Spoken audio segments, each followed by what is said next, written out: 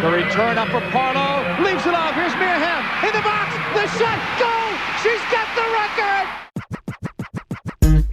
Hey everyone, my name is Sabria Whitaker and I'm the founder of Grow the Game. Erica Pioncastelli here, Tokyo 2021 Olympian. This is Carly Jackson, professional goaltender for the Buffalo Beauts. Hey everyone, this is Connor Moore, the social media manager of the Chicago Sky. For the first time in franchise history, the Chicago Sky are WNBA champions. You are now listening to Women's Sports Matter. Women's Sports Matter. Hosted by Gianna Belcastro. Arike Ogunbowale wins the national championship for Notre Dame.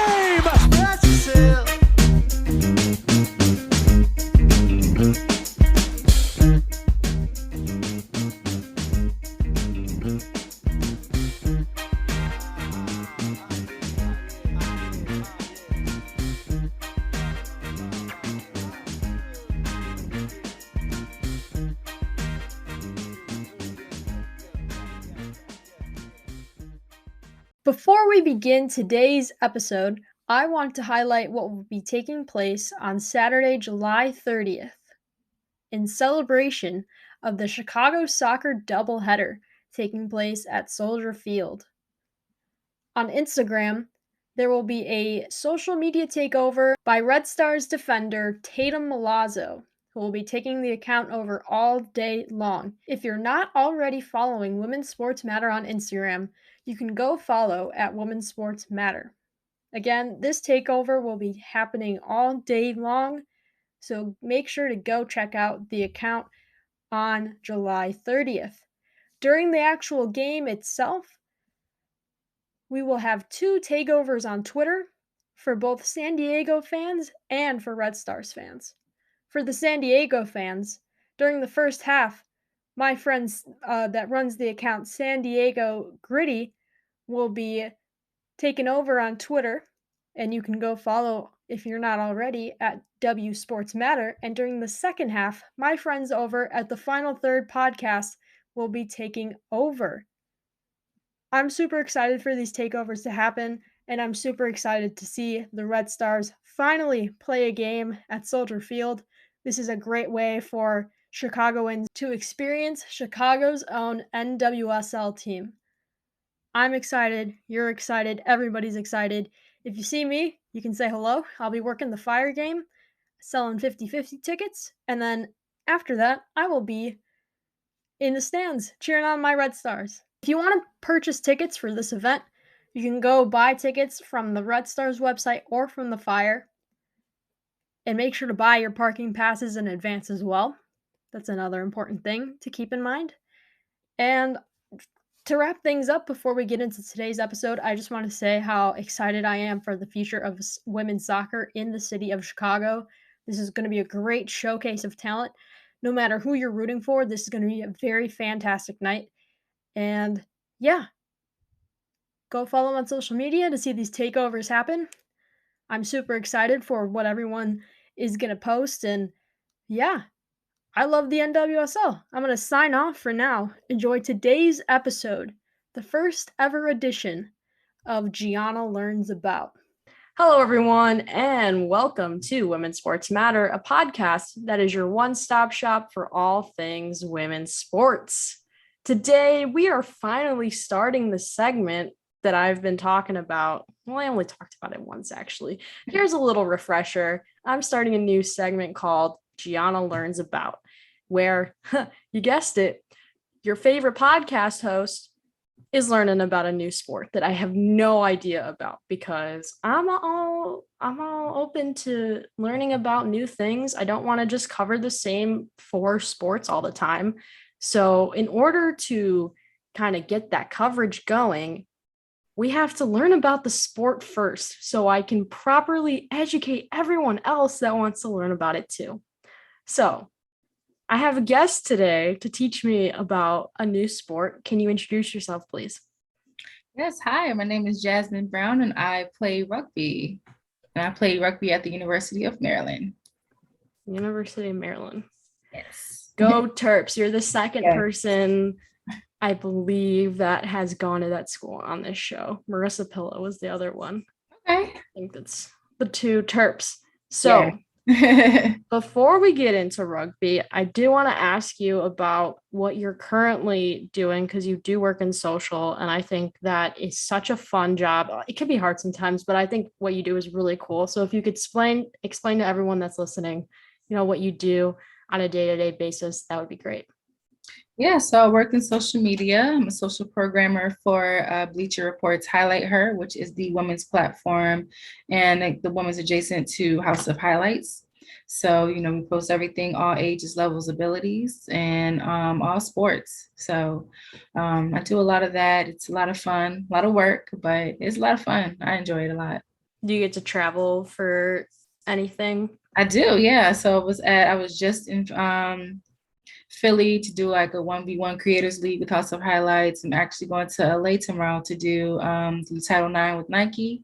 And did Final Four, and I'll be in Chicago for the All-Star game. So doing a lot. Yeah, we're doing a lot. Chicago. I will be at Wintrust for that, but I will be in the seats. I decided, I'm just gonna, since it's here, I'm gonna enjoy it. I don't know if I want to cover it. Maybe next time if it happens, but I just want to enjoy it being in my state. So that's going to be fun. I can't wait to see who gets picked for that. I know voting closed. Well, at the time of recording, it closed yesterday. So yeah, that sounds really exciting. So let's jump right in to rugby. So my knowledge is limited.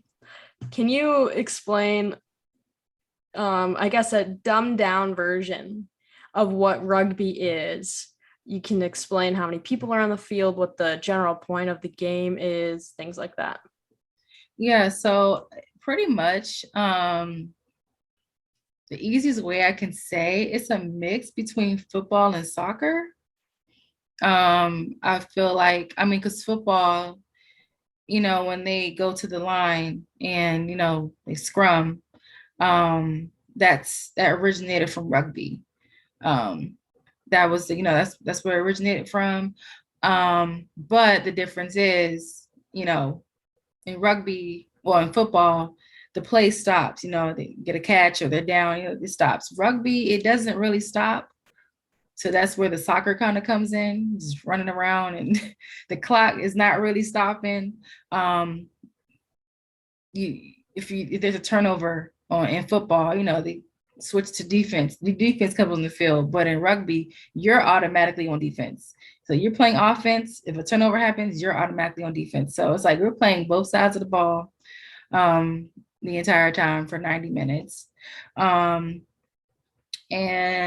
yeah, I played a forward lock. It's kind of like a running back position. So I did most of the running, all the heavy core running. So there was like a forward line. It's like 9 people. So it's a forward line with 4 people kind of do the same thing, but there's a back line, and their object is to really swing the ball out as far as possible, but still try to run furthest away from the team to get the ball. So like we do like the heavy core running back stuff, all that nitty gritty stuff. They're kind of like let's just get it furthest away from the team. So they pass the ball as far away from the other team as possible. And then they run to try to get a touchdown and try, as they call it. So you have to see it, but because it's a lot. It's very tricky. Like, even when I play, I still don't understand it, but that's pretty much it. But I think to put it in simple terms, it's a mix of football and soccer. Okay. So it kind of sounds a little bit like Frisbee. I played ultimate Frisbee in high school. Okay. So it's a non-contact sport. I know that rugby is very much a contact sport. So it's kind of similar. I feel like in terms of passing and like continuous play, where we don't really have a lot of stops. So I get that part. I have watched some rugby. I think because of the Olympics. I think I've only watched men's rugby, and more specifically, I think it was New Zealand. I do remember that. I know that they're very good. Yeah, they're really good. I know that Team USA is not the best. Yeah, not the best. But Alana Mayer, she's like one of the best. Maher, she's like one of the best. Yeah. Her TikTok is. Yeah, it's very good. That's good. That's the only reason I know her name is through TikTok and because of the Olympics and all these athletes posting online about like what their room is like and what they do on a day-to-day basis. Right. So rugby in the US is not that popular. I know that for my high school, it was considered like a club sport. It's not in the like association for Illinois. I don't know if that's the case anywhere else. So you only played it in college? You said you didn't play it in high school at all? No, I didn't play it in high school, but I did play in college. But they do have clubs in the state in Maryland. So but there's like no, like you said, professional league for it. Yeah. So if people wanted to go and play professionally, would they have to go overseas? Because I'm assuming that all these like European countries and maybe like a New Zealand or an Australia have leagues. Yeah, I think pretty much. I think that's how it is. And of course, you want to trial for USA. But New Zealand and Australia and the UK. That's pretty much the big wigs when it comes to rugby. I wonder why that is. It feels like, did it originate? Do you know where it originated at? I think it originated in Britain. I think it did. I think it originated there. If I'm not, I might be wrong. I'm gonna fact check because I'm kind of interested. Because honestly, with all these like, with like the crickets of the world and like netball and all these other like wacky sports, we're not really introduced to all this stuff because they come from all these different places. Like soccer is still growing in the US. So it's just, honestly, it's fascinating to learn about all these different things because I'm needing to up my coverage. Rugby union, commonly known simply as rugby. Oh, it did originate in England. Thank you, Wikipedia. In the first half of the 19th century. Okay, let's talk about the ball that's used in rugby because it's kind of similar to a football. It is. But is it like, I know it's not the same material and all that. Yeah, it's not that pigskin leather. Yeah. But it's like it has the material feel of like a volleyball. So it's like a football shape, but the exterior has a volleyball texture, but it's kind of a little bit, it's not plush, but you can kind of squeeze it a little bit. I mean, unless you like kind of pump it up, but yeah, that's it. But and it's larger too. So it can't be thrown like a football. Yeah, can't be thrown like a football, but you can kick it. You can kick it. As I know, when you score a try, you have to score because a try is 5 points, and you'll have someone kick the ball to the field goals. That'll be 2 points to make it 7. One thing that I've seen when I was watching it is that like there's these end zone type things, but like they'll run there, but then the play has to keep going, and I don't get that part. Do you know what I'm talking about?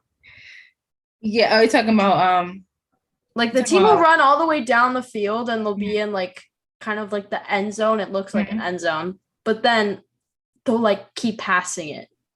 And I'm just like, why is that not like considered like a goal or like whatever scoring term you use? Yeah, I think this is where the line is. Because I think the line is further back. So you have to go all the way down? Yeah, you have to go all the way down. Oh. You have to go all the way down. Like football, you touch the line.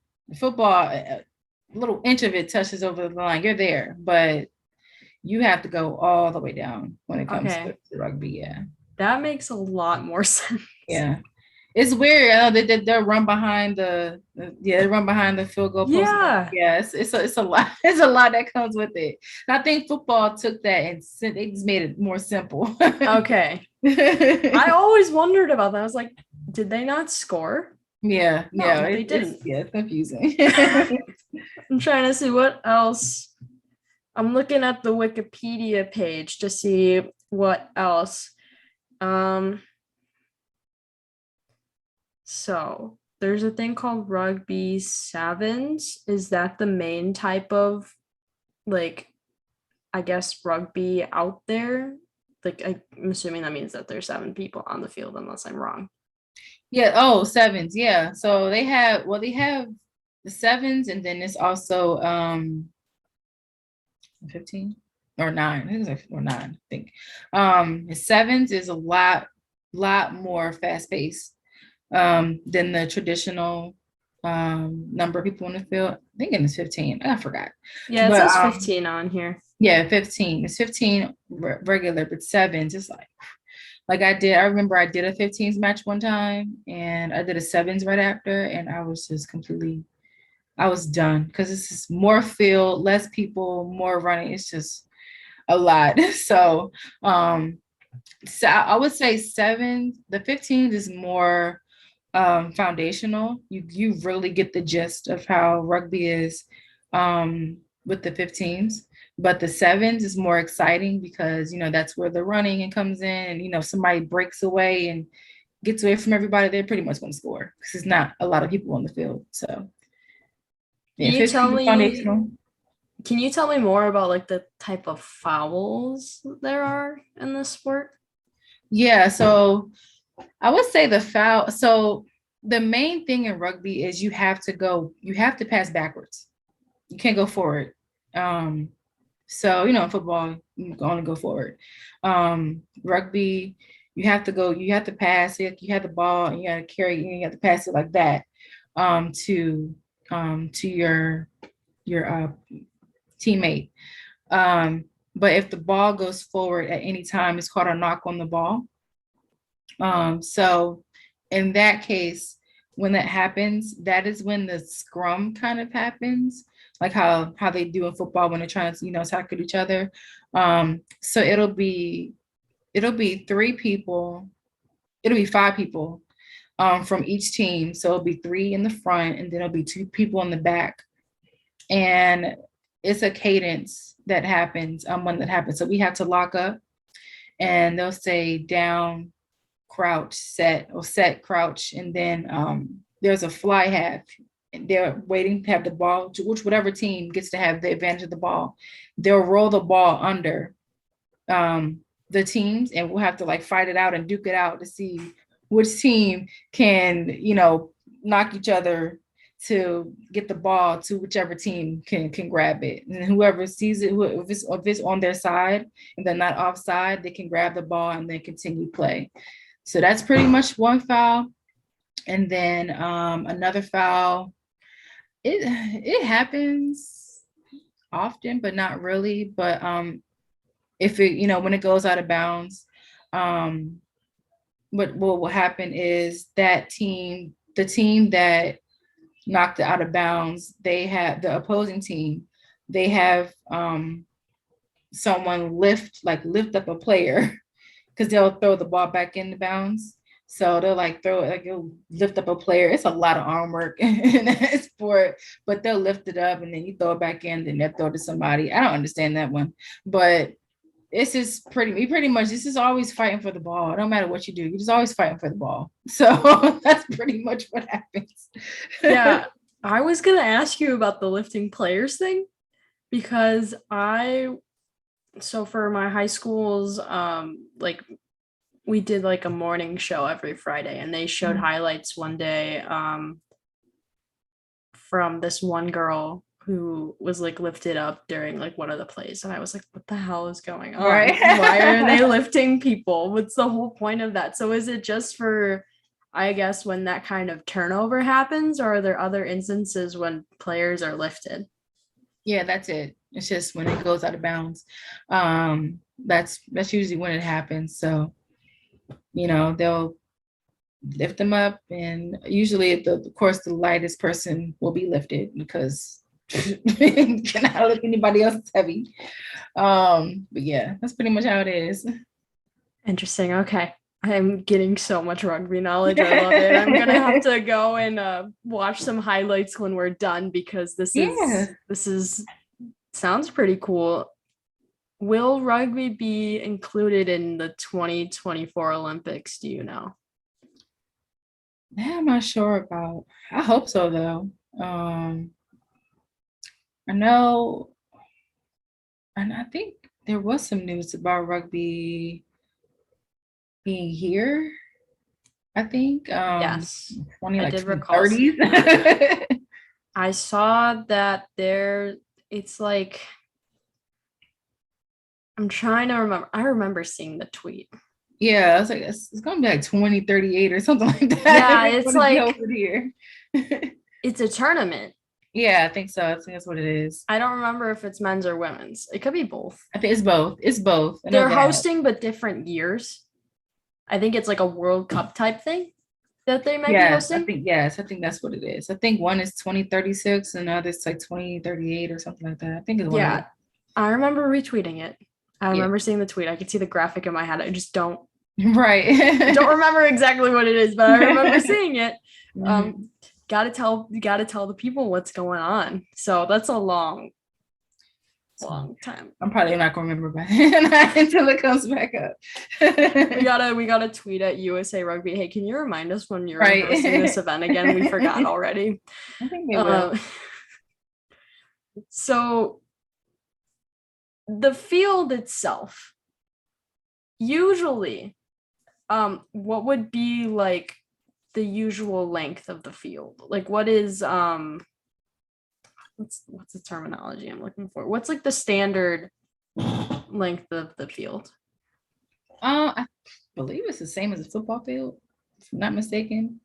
But I know I forgot the regulation for it, but I know when I played, there were some rugby fields that were smaller than others. So that was the weird part about it, but I know it had to be a certain length, but there were some that were bigger. So I don't know how that even I think a football field's like 100 yards.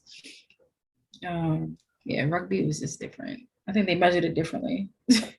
Okay. I'll look into that later too, because I've seen some that were like pretty big. I was like, whoa, you play rugby on that field? And then other times where it's like, it's a little small. Yeah, exactly. I've definitely played on smaller ones. I think it's definitely, I would say it's definitely harder to play on a small one because the ball can go out of bounds easier and all that stuff. So I remember one time the ball went out of bounds and I had to keep lifting up somebody over and over again and my arms were I was just done. Then there was one time it was a knock on the ball because we were just playing so close together and we had to do our cadence and scrum. It was like I was tired. Like I think we did it at least 8 times. And you're not really supposed to do it that much, but we did it so much. I'm like, I can't do this anymore. I'm like, I could never do that. Yeah, more space on the field, the better, honestly. I feel like I would be the one that would be lifted up. I'm like short and tiny, so they'd be exactly. lifting me. I wish I was taller. I would not want to be lifted. I feel like that is very scary. Oh yeah, no, I haven't done it, but I know, especially if you're light. And if somebody, like, I know I was strong, so I would lift up and they would just go shoot right up. So I know they were probably a little scared to go up all the time. And this was why I never did cheerleading either. It lifts me up. No. Yeah, it's kind of like cheerleading because it's like it's one person in the back and then there's one person in the front. So when you have to lift the person, yeah.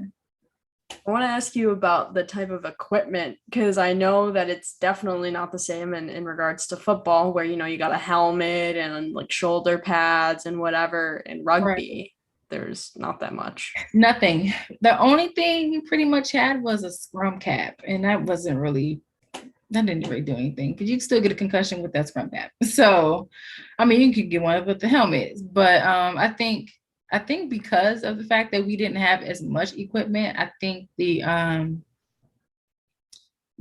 hitting wasn't as hard because we were all aware that we didn't have, pads on and stuff like that. Because I didn't try to, tackle anybody so much, like really hard. I mean, it happened, but yeah, it wasn't wasn't really like an intentional thing because we all knew what was going on. You got bruised. I got cleated a lot. But that wasn't intentional. I remember being cleated too. It is not for not people fun. that have not experienced that, you are not missing out because it is an experience that I never want ever again. I would never want to do that. I've gotten cleated in soccer. I've gotten cleated in frisbee. I don't want any more of that because it hurts a lot. Yeah, it hurts. I used to have crazy bruises. So what kind of cleats do you wear for rugby? Is it like football, soccer? Like what do you use? I think we did mostly soccer. We did like soccer cleats because I think I had I went to Adidas store and got some Mezzy cleats. Most of them had Nike cleats, but I think it was definitely on the soccer side for the most part. Yeah, most people had either Adidas or Nike. Soccer cleats are. Do you get the ones that are like just the low cleat, or you get the ones that have like the funky little? It makes it look like a high top a little bit, but not really. I got the regular. The regular yeah. It's like a little sleeve too, and it's like, why do I want the extra work to put a shoe on? Exactly. I'm like, I'm good.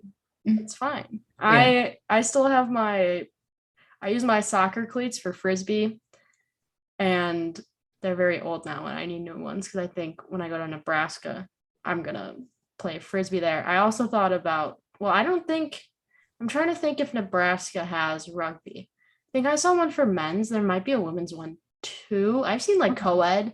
Is that popular, doing co-ed rugby? Not really. They're mostly separate. But I mean, I have seen co-ed rugby before though. I know that at my high school there was kind of like with football, we've had like a few girls like join the team, but there's only like a men's rugby team. Okay. I know flag football is more popular co-ed. Yeah. Yeah. There was like, I believe in my school's history, there's only been, at least from what I can remember, there's been like 3 girls that have played rugby. Okay. It was interesting. I know there is a women's rugby team near me for a high school, like 10 minutes away. Okay. So I know that there's like teams that exist, but they're like frisbee with us. There's not that many teams that exist where you can have it as a sport. Right. So my next question for you is how do we, I know, and this is a loaded question too, how do we grow the sport of rugby in the US? Like, is there any simple stuff that we can take? Do you have any ideas? I just want to see what you got. Yeah, I mean, I think for the most part, with what they have, I think they're doing a good job broadcasting it. So that sometimes I see it on, NBC and other channels. I'm just like scrolling through on the guide. But I think maybe if wherever the Olympics are next, it's LA, right? It's Paris and then LA. Paris and LA. So yeah, I think with I guess maybe even LA, just kind of since everybody will be up over here watching, sports, I think maybe having a good slot for that would be good. So people can kind of see, maybe try to draw a comparison, with rugby and football and be like, oh, this is where football originated. And of course, football is not a global thing. But rugby kind of is. So I think just kind of showing, where football originated from, I think probably introducing a historical aspect from it would be pretty neat. But yeah, I mean, it's probably something that's not going to catch on and become too popular. It's definitely a niche sport, but I think what I try to do since I played it, I always put rugby on the highlight. I put rugby on HighlightHer's page, and surprisingly, a lot of people are like, "Oh my gosh, do more rugby! Like, please post more rugby highlights and stuff like that." So, it makes me feel good because I'm just putting it on the page. But a lot of people are And it is always that one sport too. Like we post netball and football and stuff like that, and people just like, oh, this is cool. But when it comes to rugby, a lot of people do say post more rugby highlights. So I've noticed that in the comments. So I'm like, okay, maybe it is starting to catch on, and maybe people are a fan of it. So who knows? It might blow up in a couple of years.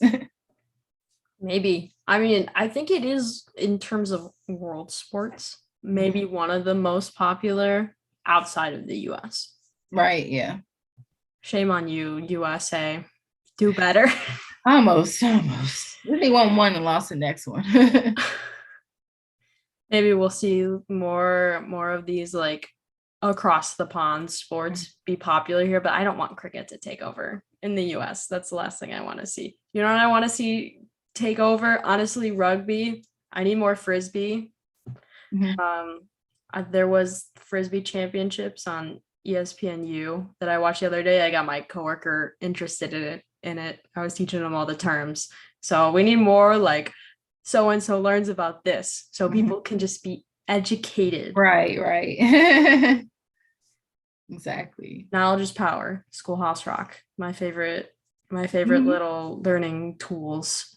Do you have any rugby players that, were you aware of like international teams when you were playing, or because I was going to ask you if you looked up to any players when you were playing, like kind of copying their style of play? Not really. I mean, I know when I was playing, we watched film.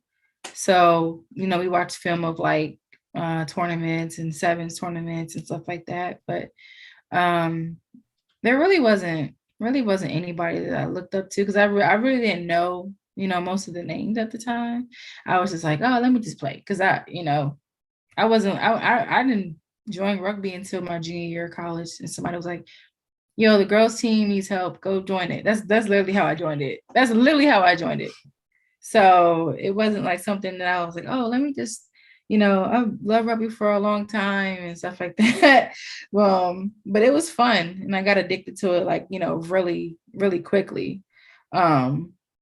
But I think there is a player that I really like.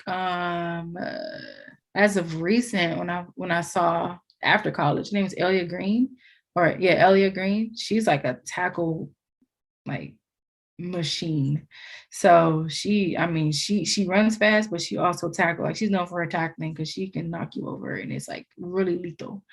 She's probably one of my favorite players. And of course, entertaining players is Maher.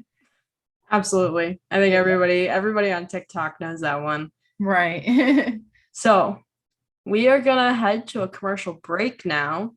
We're going to learn about what's going on this week in the world of women's sports betting. As usual, take it away, Derek. So I think we're going to be able to finish before the timer is up. We're just going to do like a few closing things and we'll be done. Okay. And so we're going to jump back into it now. In 3, 2. Thank you again, Derek, for letting us know what's going on this week in the world of women's sports betting.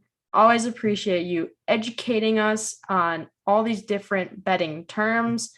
And again, go to bether.com, bet-her.com. Before we end today's episode, you know how it goes. We're just going to do a nice little shout out to whoever you want to. Your time to give a shout out to your friends, your teammates, anybody you want to. Go ahead. Yeah. Let me see. Love to give a shout out to all of my homies. Ari being one of them, the first, because that's the homie on Highlight Her. Krishan, that's my partner on Highlight Her. And then I also want to give a shout out to my mini tribe. So that's Jasmine Baker, Erica Ayala, Lo and Princess. Ari's in there too. I want to give a shout out to them. And then I just want to give a shout out to everybody that's supporting, the Highlight Her page, because we wouldn't be here without y'all. It's an excellent page. I love it. You. It's one of the first women's sports pages that I ever followed. Been following for a few years now, so I really appreciate what you guys are doing over there. It's thank you. Pretty damn cool. Thank you. We try. Small team. It's only 3 of us, but we definitely try to make the page as popping as possible. Yes. Can I ask you what hat you're wearing? Because I think I can tell what it is. Yes, ma'am. It's the Houston Comets hat. Houston Comets. I did a question the other day of what is a former women's sports team that you miss the most, and that came up quite a lot. Of course. That was way before my time, I would like to say, but I have done some reading up on the comments and a bunch of other former WNBA teams. I remember one of the teams that doesn't exist anymore is this is the last one. This was one of the first teams that I watched growing up was, I believe, San Antonio Stars. I believe, if I'm correct. I remember that team. That was a while ago. I remember watching their games, but I did grow up a Sky fan, but I also like the Stars. Mm-hmm. Yeah, they switched over to the Aces. So. Yes, and I don't like the Aces. That's our rival, so I don't like them. Right, exactly. So now is the time to tell everybody where what your socials are, where to follow you, where to follow Highlight Her, anything else you want to mention. Yeah, so you can follow me. My name is Jazz Van Gogh.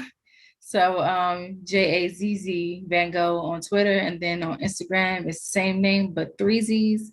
And then you can follow Highlight Her at Highlight Her. So highlight and then HER. Too easy. Very easy. Go follow Highlight Her. Go do it. Please. We are less than 1,500 away from 200K. So we are almost there. We are almost there. Wow. All right. It is time for my little spiel. It is the worst part of the episode because I try to go really fast. I've been trying to work on it, but we'll see. All right. Before we get to today's ending spiel, which I know is everybody's favorite part of the Women's Sports Matter podcast, let's see what's going on this week in the world of women's sports betting.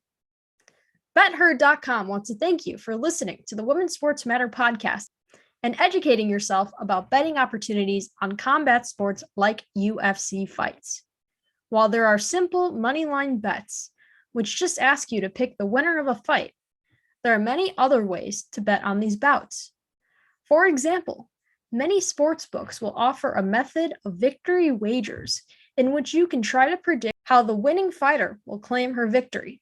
You can also bet on which round the fight will end and whether a fighter will be disqualified, among other things. Many sportsbooks will even allow you to combine the method of victory and round of victory into a single bet. As with any other prop bets, the odds on these markets can mean a better payout if you guess right, but that's because the difficulty level increases compared to simply staking one fighter or the other to win the fight. That means to have a better chance of winning these bets, you need to do more research to educate yourself about the trends with fighters, recent history between competitors, and fighters' styles. The reason we highlighted MMA betting this week is that Juliana Pena faces the legend Amanda Nunes for the bantamweight title at UFC 277 this Saturday in Dallas. Sportsbooks have Nunes a solid favorite to win the bout on their money lines right now. Athletes Unlimited Softball gets going this Friday from Rosemont, Illinois. And last year, DraftKings offered action on the games in 3 states. Bettors should look for the lines this weekend to see if that will be the case again in 2022. The 2022 CONMEBOL Copa America Femenina wraps up this week with the second semifinal match on Tuesday, the third place contest on Friday, and the championship on Saturday. The semifinals of the 2022 UEFA Women's European Championship play out on Tuesday and Wednesday, with that tournament's final set for Saturday.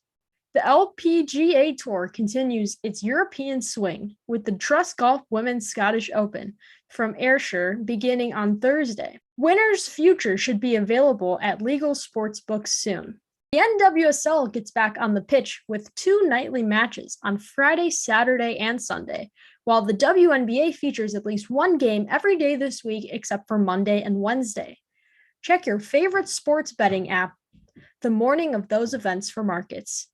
Previews for these events, plus more information on how to bet legally and safely on women's sporting events, is available for free at BetHer.com. That's BET-HER.com. Now let's get to the end of today's episode. If you want to follow me on social media, guess what? You can. I am on 5 different places. Women's Sports Matter on Instagram, Facebook, and TikTok. It's just Women's Sports Matter. There you go. Women's Sports Matter also on YouTube, where you can watch this interview and others. Why wouldn't you want to do that? Come on. It's a nice little visual aspect to my interviews. So there you go. Women's Sports Matter, we're 22 subscribers strong. So you should go subscribe like right now. And you can follow me on Twitter at WSportsMatter.